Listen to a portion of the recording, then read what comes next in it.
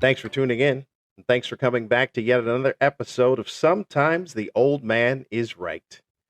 As usual, I am your host, Lamont Ferguson, playing the role of the old man.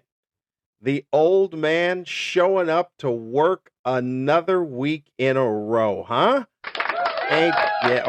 Please, you're too kind. You're way too kind. This is episode 44 of the podcast. 44. They said it couldn't be done. They said that this man could not do 44 episodes in 3 years. Well, I've proven them wrong, haven't I? How about that? If you put your nose to the grindstone, is that the right phrase? Is it nose? Is it ear? I think it's nose. Anyway, you too can show up 44 weeks out of 156 weeks. And it may be even more than that because it's season 4. So it could be 4 years. I don't know, but I'm here. I'm here now. That's what matters. Episode 44. Now, last week I had episode 43, which I told you I don't know of many famous numbers associated, famous events or people, figures associated with number 43. But there's a lot for 44. Before Michael Jordan donned number 23, 44 was the number to have in sports. 44 is Hammerin' Hank Aaron.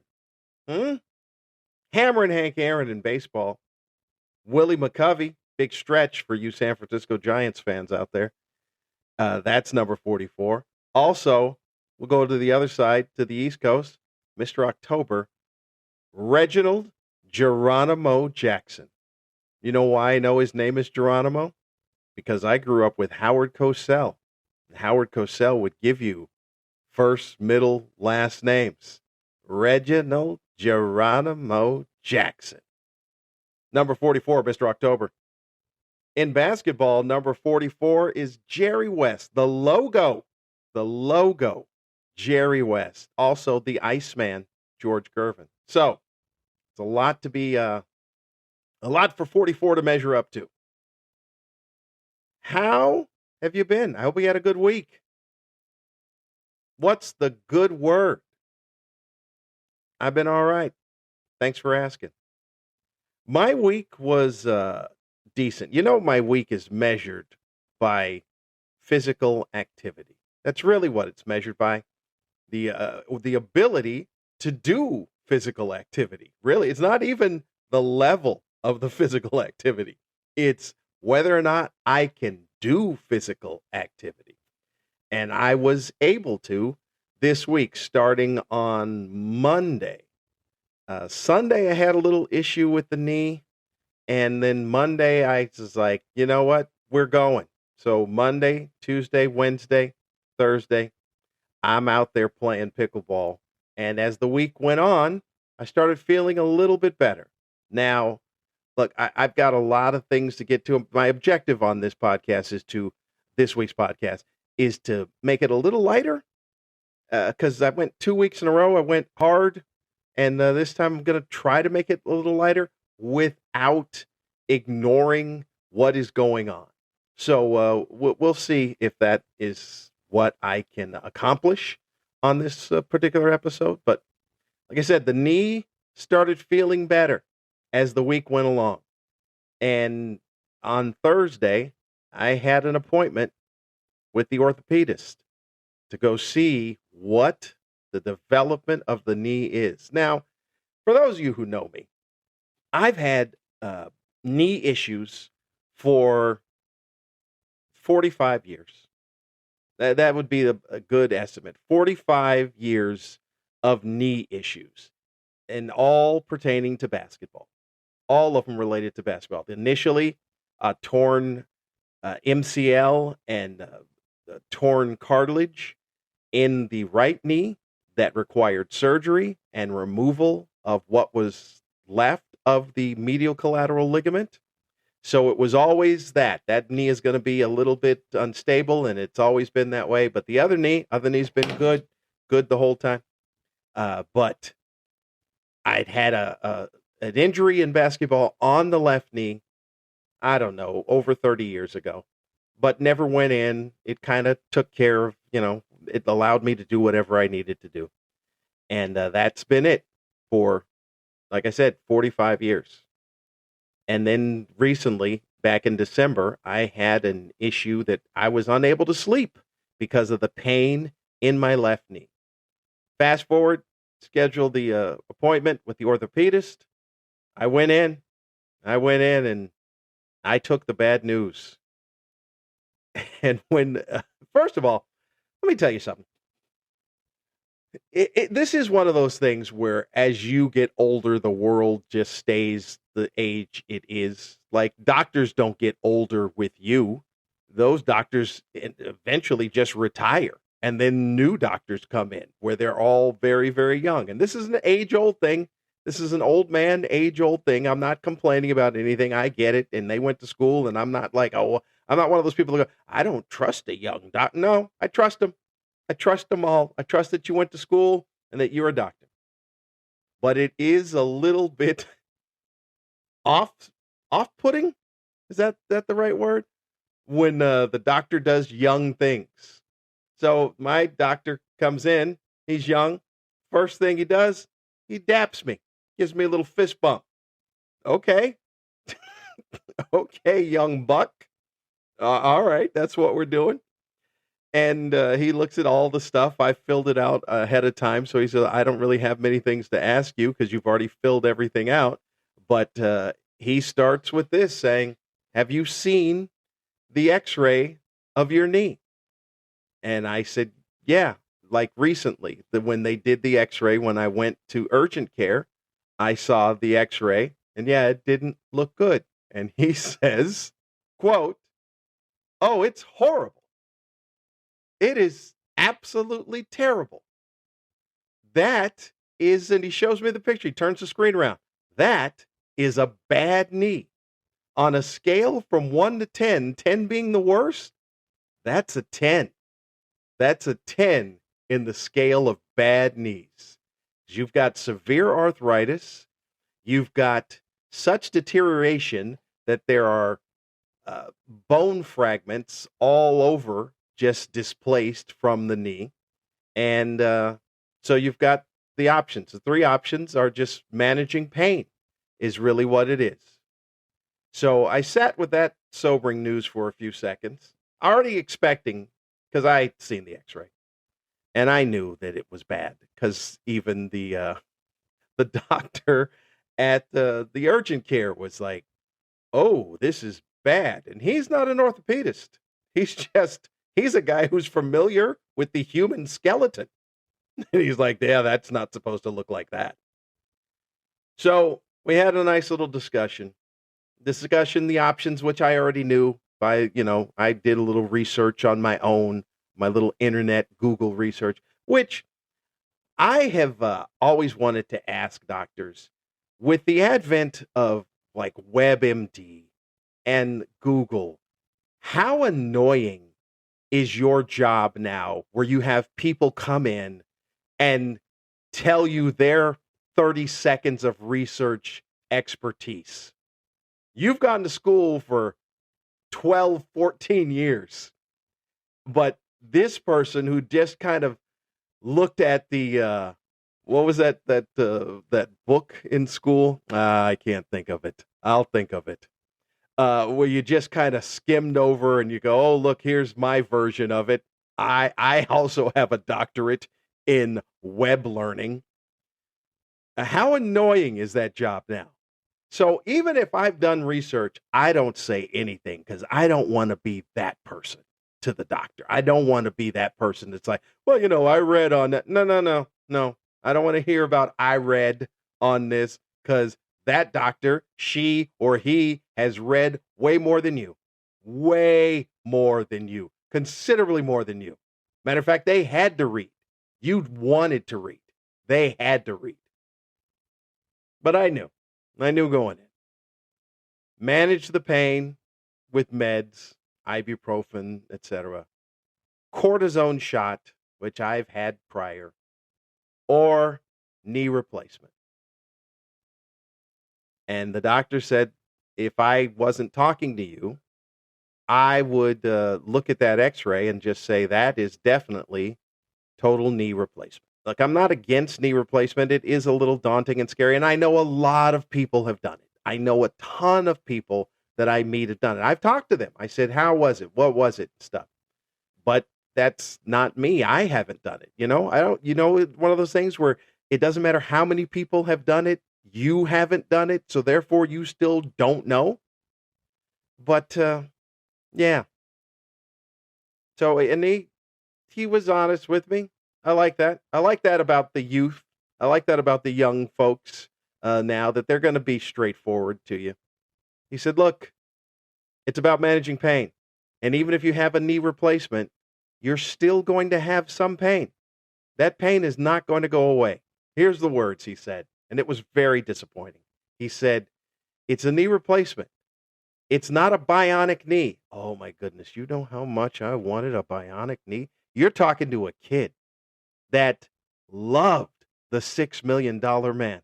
Matter of fact, on social media, I just saw a clip of the $6 million man last night, and it brought me good feelings and good memories. And then the next day, this guy tells me it's not bionic. He used the word bionic, knowing full well that I would know exactly what that word meant. Oh, doctor. He dashed all my hopes. You know what? I should have demanded to go see Dr. Rudy Wells. That's who I should have asked to see. Like, you know what, Doc? I appreciate your time, but could you get me your supervisor, Dr. Rudy Wells? Or at least can we talk to Oscar Goldman? I'm not even going to explain that reference. That reference goes out to the people who know what that reference means. But that's what I was looking for. And that doctor said, it's not bionic. And I was like, oh my goodness, I wanted bionic. Oh, how I wanted bionic. He said, if you were able to manage the pain, because I told him, the way he looked at me is like, you shouldn't even be walking on this knee without being in excruciating pain. And I was like, you know what? I'll be honest, Doc. I'm in pain all the time. But today, that level of pain is about a 1. Yesterday, it was about a 1.5. It's down to a 1 now. And I felt great. I played pickleball before going there. I said, look, I played 2 hours of pickleball before coming here. And he looked at me like, what? It's that. He goes, well, then you must be really good with pain. Well, of course. I've had it for 45 years. So, yeah, it's a given. Hey, where's the pain? Oh, there it is. Okay, let's start the day. So I'm in the quandary, think about it phase, because it's a 3-month waiting period to get it done. My concern is, I told him, that's the good knee, the quote unquote good knee.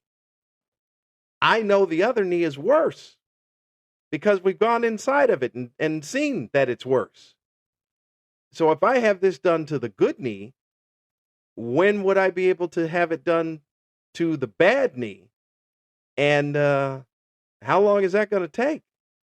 So we went through step by step in the recovery period. And really just from what I get there is that it all depends on how much effort you want to put into the rehab.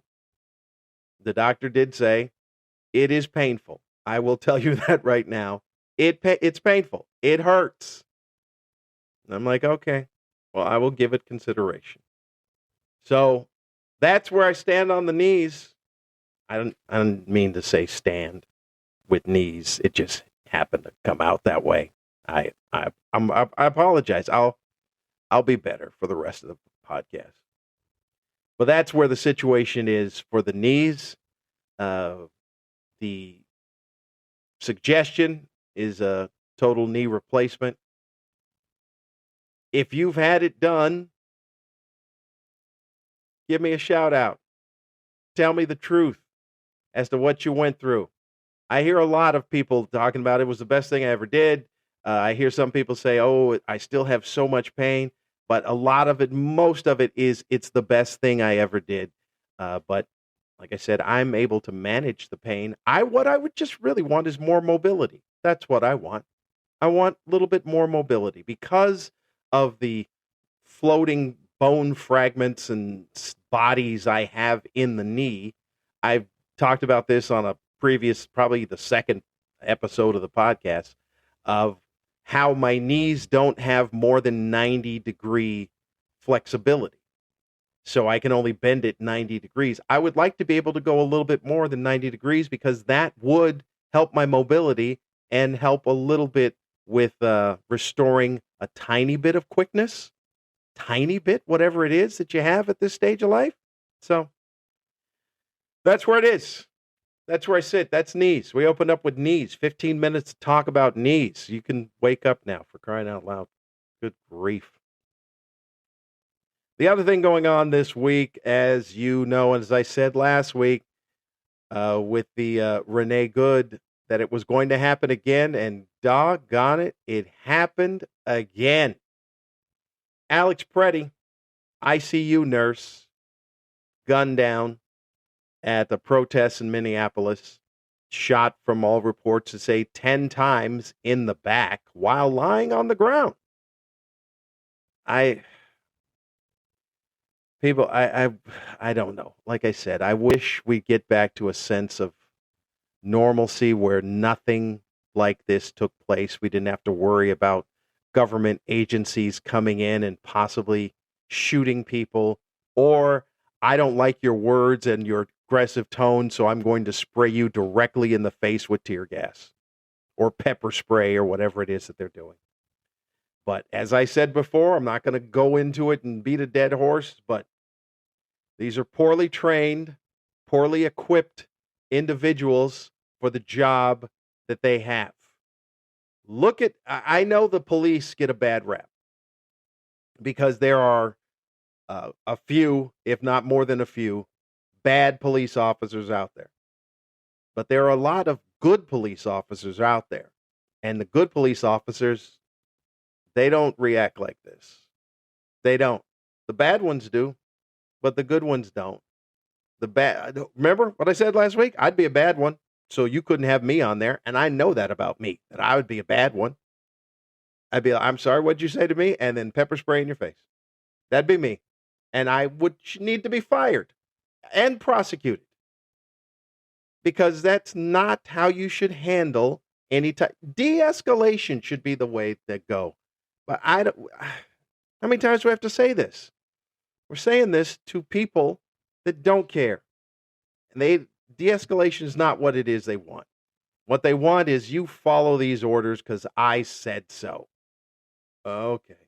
All right. So, and then there's, again, you see what aligns with your beliefs.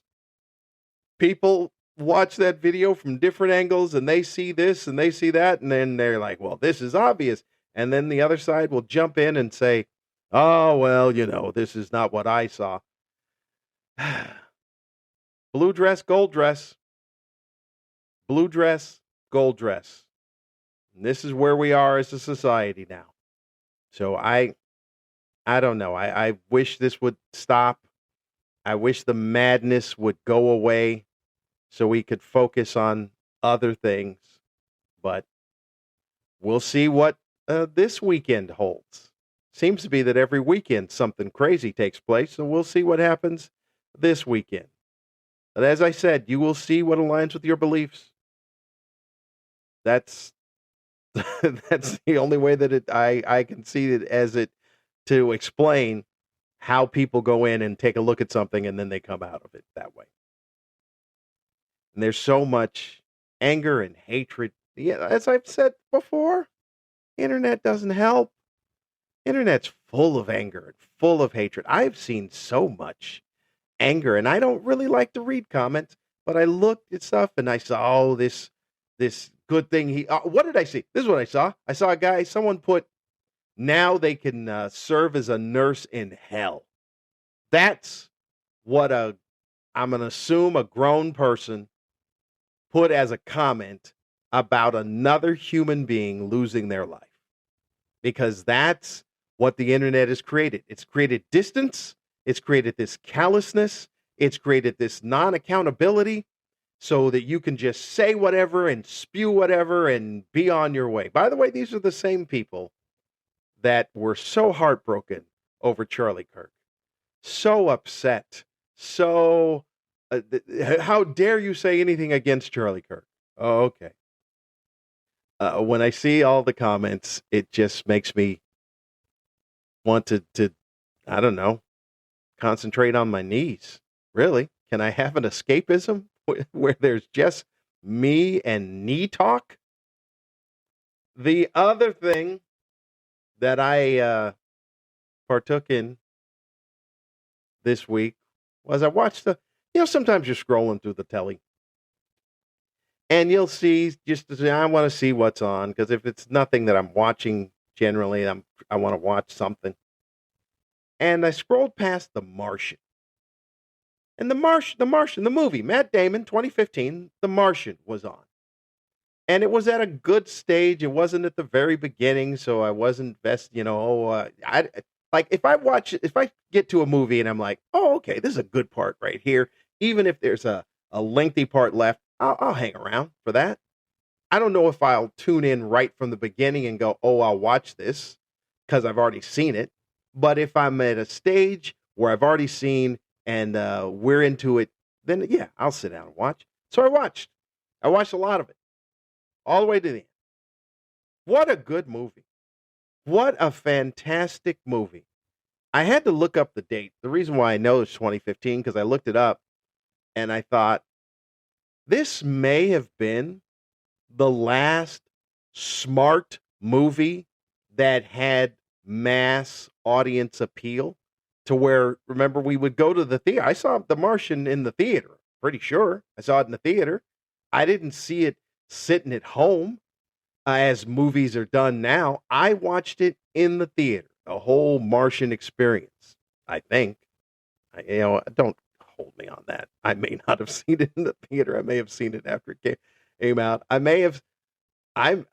don't really know. I may have watched it on Netflix.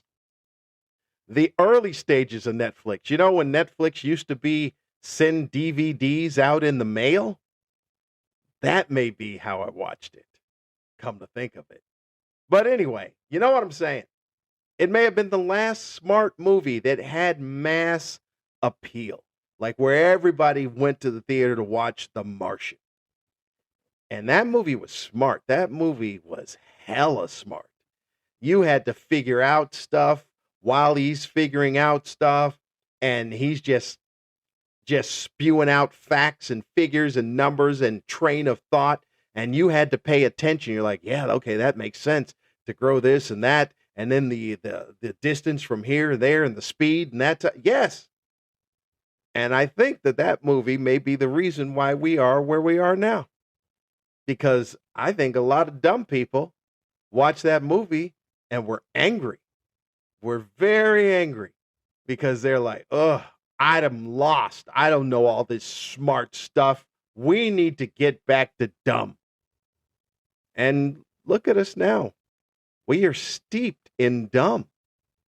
The Martian may have been the last smart movie and the turning point of where we are today. That movie was very smart. And I'm a big fan of smart. And I don't think we've seen anything smart since. Because the dumb people revolted. And they're like, enough of this. You give us dumb. Because we want dumb. They said it like that because that was just 3 monosyllabic words. And that's how dumb people communicate.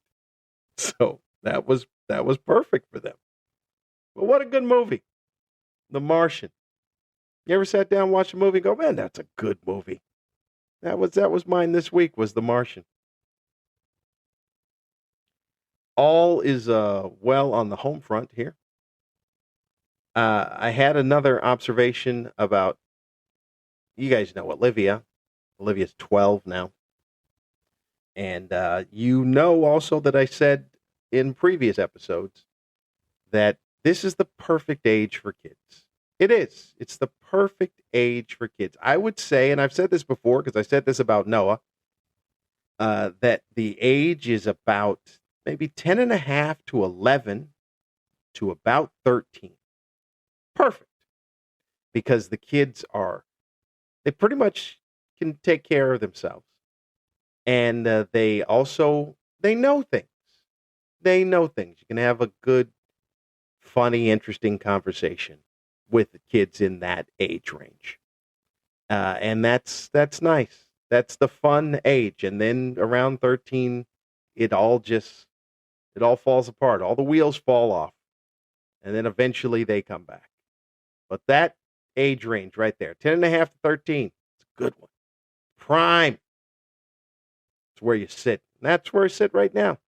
So Olivia got about another year. Then the wheels will start to fall off.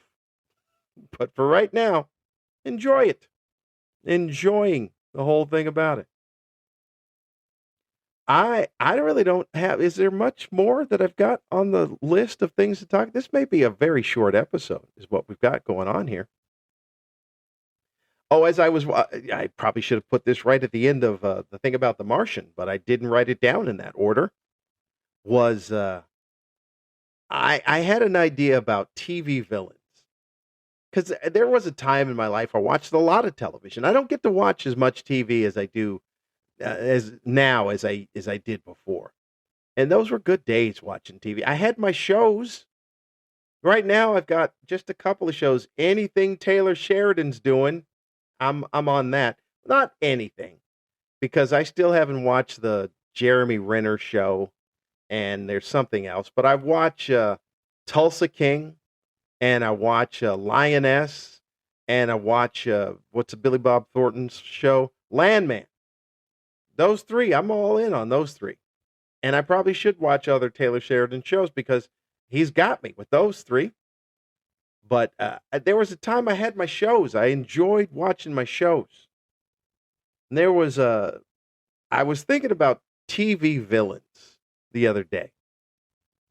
Like if you were to rank TV villains, and I did a little internet research prior to doing this recording, just to see if any of the TV villains I knew of were going to be on that list. But some of them, the top on the list were shows I've never seen. I've never seen an episode of Game of Thrones, and the top three villains were on a lot of like Rolling Stone list and this other list and that list were all from Game of Thrones. I've never seen Game of Thrones. My list at the top is Siler from Heroes.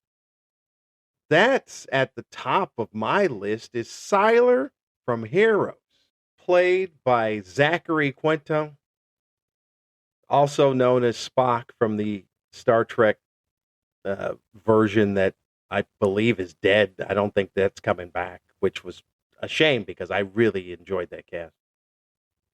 But Siler, oh my goodness, how scary was Siler from Heroes?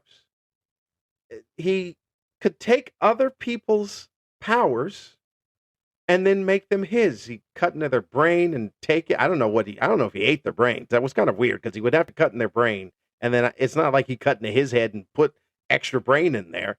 So that was unspoken. They didn't say what was going on with that, but that's what he would do. And man, oh man, I remember watching Heroes thinking, I don't know how anybody's going to stop this Siler. And that to me is a good TV villain. A good TV villain is where you go, who's going to stop him? Who is going to stop him or her as far as the villains go? I got a list of, I don't have any order, but these are just people that stand out. Papa Pope, I think his name was Rowan. Rowan Pope, Papa Pope from Scandal, quite a villain. And who was going to stop Papa Pope? If you watched any Scandal, who was going to stop him? I have no idea. And also in Jessica Jones in the Marvel Cinematic Universe, Kilgrave. Kilgrave was a very scary TV villain. You got a list? You got any? Send me some. Send me your list of TV villains that when you were watching any particular TV show and the villain that you thought, who's going to stop him or her? How is it going to be able to be stopped? People, I'm going to tell you, I'm out. I'm out of stuff. A very short episode. That's probably why I should have waited on this one. But at least it will not be a long, a long inconvenience, a considerable inconvenience of your time. So here are the plugs. Let's go to them, shall we? Friday, tonight, I will be in San Marcos, California, 7 p.m. at the Bornman Theater in San Marcos. I believe tickets are still available. You can check that out by checking out lamontferguson.com at the website there. I will be in Valencia on February 13th. On February 14th, I will be in Thousand Oaks. You can email the show at oldmanisright60, oldmanisright60 at gmail.com. I think that's how that works. And a shout out, I'll figure it out. I was going to say a shout out to the folks who have email, but then I thought maybe I should list them, but I didn't look it up ahead of time. But I'm just going to say a shout out to the folks that have emailed the show with kind words. Very nice of you. Much appreciated. And for all of the 9 listeners that I have out there, I appreciate you tuning in to hear the ramblings of this old man as he goes through life on horrible knees, apparently. Medically described. The J.D. Power and Associates, the worst of knees, is what I have. The J.D. Power and Associates have voted my knees to be the worst knees of all knees 45 years in a row. I didn't talk about a lot today, but I talked about stuff today. I hope you have a good week. I hope all of you are safe and sound. I talked about knees for way too long. I talked about the Minnesota thing, Alex Preddy. Talked about the Martian. I talked about me being a big fan of being smart and the perfect age for kids, and also TV villains. So not a long podcast, but I kind of stuffed a lot in there, if you get past the knees. Some of the stuff, I could be wrong. There could be maybe you could open up the window for the perfect age for kids. Maybe some people want to say, well, no, take it to 14 or take it to 15. That could be, correct on there. Maybe some of you weren't afraid of Siler. Maybe that. Maybe some of you thought, oh, there are other smart movies that came out past The Martian. Maybe, I don't know. Some of these things, I could have been wrong. But you know the deal. Sometimes the old man is right. I'll see you next time.